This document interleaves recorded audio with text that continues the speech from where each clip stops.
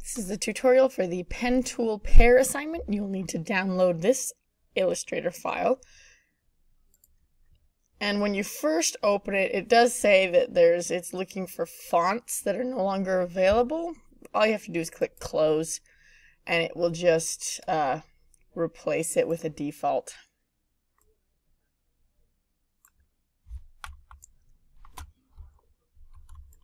Okay, this is all about the pen tool, which is this one right here. Now I'm going to go kind of fast just to make it so this video isn't too long. So just remember, feel free to pause if I'm going too fast so you can catch up.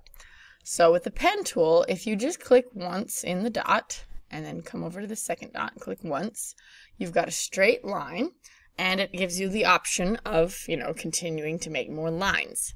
And of course, they could be any length that you needed them to be.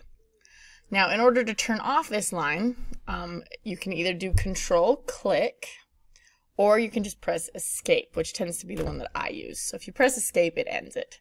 So diagonal line, click once, and then click here, and press Escape. Okay, now with the zigzag one, same thing. You'll see numbers and dots near them. So those are always... the gray circles are where you click. Obviously, the closer to center you get, the better it's going to look. And then you press Escape. Now, when you have ones like this one, you won't need to press Escape. So you just go and click on each dot, following it along. Oop, mine's being a little slow. Now, as you're drawing with the pen tool, sometimes it's filling in with white, so it just covered my 10. So I don't know exactly where that is. So I'm going to try to line it up with the 2. I'll just click once and I can fix it later. And then if you just come up to the 1 where you started, you'll see that little circle icon. That circle means that it's going to connect. And now it is one shape. Now I actually got it pretty close, but if you ever need to, I just click this little white, the direct selection tool, and you have to click on it once so that it becomes a solid, and then that gives me the ability to move, see, so I can move it around to reshape. So there, now I have a star. Now editing points is kind of what we just did, but if I go ahead and take that pen tool again, and I want you to just go from 1 to 2. So that means you click once, and then you come over here, and you click again, and then you press Escape. So you've made this straight line. Then you realize, oh, I needed it to be kind of more of a triangular shape. If you click and hold, you have the Add Anchor Point tool, or you can also just press the plus key on your keyboard, and then you just come to this center dot, number 3, and you click. And now you have a third dot, and if you use the direct selection tool, the white one, you can click on it and move it up. So now I just changed the shape of my line. So now we'll do the opposite. I can switch to pen tool or press the P key, and I'm going to do 3. So click at 2 and come to 3, press Escape. And now, if you're like, oh, actually I need that to be a straight line, you can press Subtract on your keyboard. And if you just subtract this anchor, now it automatically goes back to being a straight line because I only have 2 points. So that's the easy part. Now it gets a little trickier. So press P on my keyboard to get me back to my original pen tool. The thing to keep in mind with these guides is gray is where you click, and red is where you drag. So we've just been doing straight lines. With straight lines, you just click once, let go. With curved lines, you have to click and hold. So if you come to this gray dot, you click with your mouse, you do not let go, and you drag outwards. If you hold down Shift, it makes it so it goes straight. So if you're having problems with it kind of moving diagonally, you can hold Shift and it'll keep it straight. So I drag to that red dot, and then I let go. Now, instead of a straight line, it's a curved line. And if you go about halfway, it actually is perfectly curved along my circle. However, if I keep going, it's no longer curved enough. That's why you have to drag again. So you come to 3, you click and hold with the mouse, dragging down to the red, and now you have this nice curve. Okay, so same thing for 5. You come to 5. If something is not curved enough, that means that you have to click and drag to curve it more. So click, hold, and drag. Okay, same thing with 7. Click and hold, drag towards the red dot. When you get back to 1, you'll see that I can connect it, but it's not circle enough. It's not rounded. So I once again will click, drag to that red spot, and there you go. Now you have this perfect circle. Okay, so now we're going to do just back and forth curves. Same thing though. You click and hold and you drag. The direction I drag is the direction of the curve. So I dragged it up. That's making it curve up. So then I come to 3. You'll see it's not curved enough. So I know I have to hold and drag.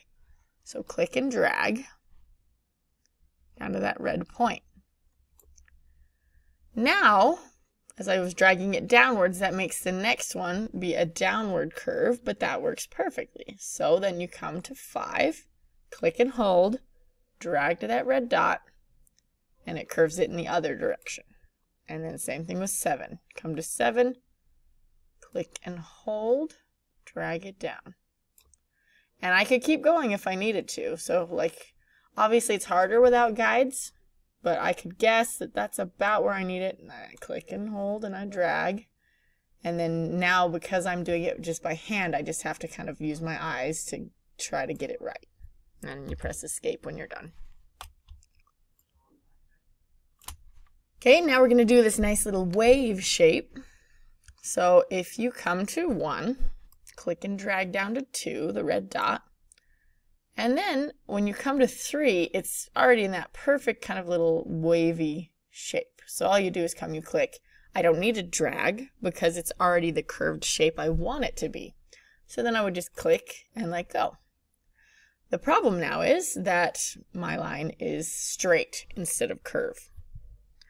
So in order to fix that, if you come to the last anchor point that you did, so right here at 3, and if you hold down Shift and then click and drag, you're creating a handle. That's what these are. And now it's curved again. So you'll notice like at 2 and at 4, you see those little, they look like circles, whereas anchors are squares. The circles are never visible. The circles are just the manipulating tools to what your line is shaped like. So once again, if I come to 5, just kind of match it up. It's already a nice wave, so I click once. But when you only click once without dragging, it makes it straight. So that's when you hold down Shift, hover over that anchor, click and drag down. And let go. And then once again, even you don't have to do this, just kind of for practice, but if I hold down Shift, I could do another one. And once again, those little pink lines show up that kind of show me what I'm even with, which is good. But I don't know how wide I need it to be. So that's when you just have to kind of use your eyes and guess a little bit. And then escape when I'm done.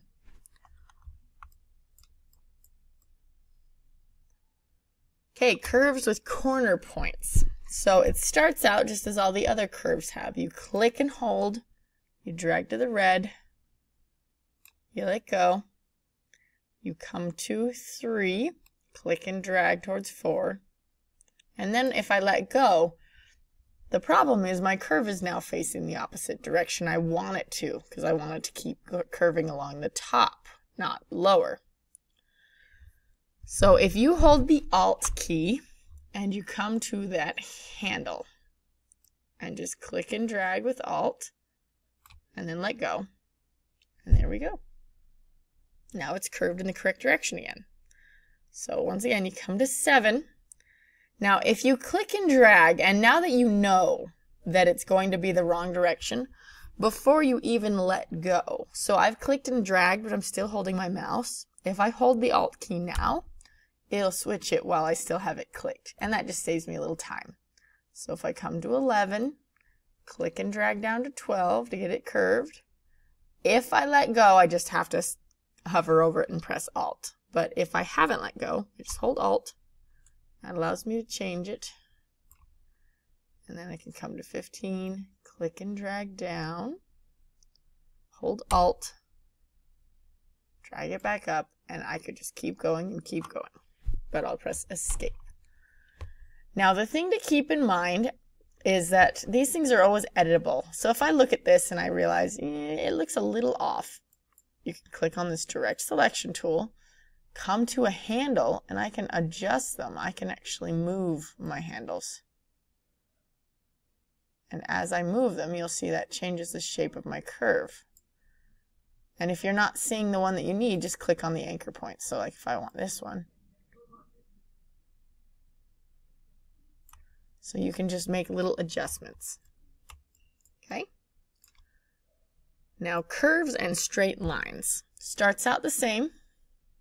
Click here, drag up and hold. And then come to 3 and click and drag down. Now it's curved and I want it to be a straight line. In order to just convert it to a straight line, you just take your pen tool, go to the very last anchor that you created and click on it once. That gets rid of the handle that was at 4, and it's now straight. So then I click, there's my straight line, but now it is straight and I need it to be curved. Now if you remember from a previous one where that happened, you just come here, hold Shift, click and drag down, and now it's curved. Now something, if I Control Z, that I want you to keep in mind, the direction you drag it is the direction of your curve. So if I held down Shift and I dragged up, it's curved up. Okay? Now I'm making mine curve down, but you just got to keep in mind that if you're adding things like curves, hold down Shift in the direction you want the curve to go. So then I click and I drag.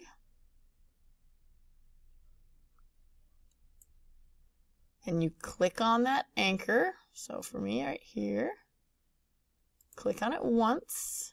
Whoopsie. And if you accidentally click on it and you just add another point, just Control Z. Come here, click once.